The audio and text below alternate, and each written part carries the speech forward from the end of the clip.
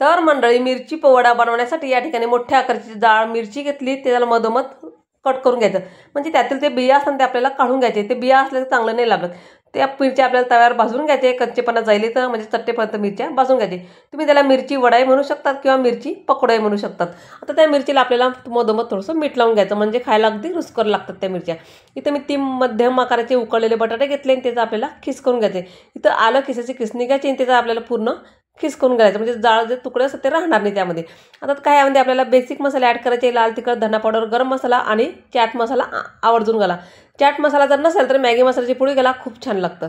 त्यामध्ये मी बारीक चिरलेले 2 कांदे घेतलेत. तुम्हाला कांदे घालायचे नसेल तर मी भाजलेले शेंगदाणे घालू शकतात किंवा दोघीही घालू शकतात. तो मसाला पूर्ण मीठ टाकून मिक्स करून घ्यायचा आहे आणि मिरचीमध्ये भरून घ्यायची. दाटसर आपला पूर्ण मसाला हा भरून घ्यायचा. खायला अगदी जबरदस्त लागतं मिरच्या. तुम्ही खिचडीसोबतही खाऊ शकतात किंवा असं जेवणासोबतही तोंडी लावायला ते खाऊ शकतात. तर बेसन पीठ घेतलं 2 वाटे मी, चवीप्रमाणे मीठ आणि हळद घातली. अगदी चिमूटभर खाण्याचा सोडा घातला आहे. पूर्ण मिश्रण आपल्याला पातळ तयार करून घ्यायचं आहे आणि एका ग्लासमध्ये भरून घ्यायचे. म्हणजे त्याने काय ते मिरची तळायला अगदी सोपी जाते. आपले हात वगैरे पण काही भरणार नाही. तर कढईमध्ये मी तेल गरम करायला ठेवलं आहे. मिरची घ्यायची, ग्लासमध्ये बुडवून घ्यायची. अशा पद्धतीनं मिरची ही तळून घ्यायची. तर आलटून पलटून करून घ्यायची. ब्राऊन रंग येईपर्यंत मस्त खरपूस दोघी साईडनं मिरची तळून घ्यायची. मस्त आपला मिरची पकोडा किंवा मिरची वडा इथं तयार झाला आहे. तर आजचा व्हिडिओ तुम्हाला माझा कसा वाटला मला नक्कीच कमेंट करून सांगा. व्हिडिओ आवडला असेल तर एक लाईक नक्की करा.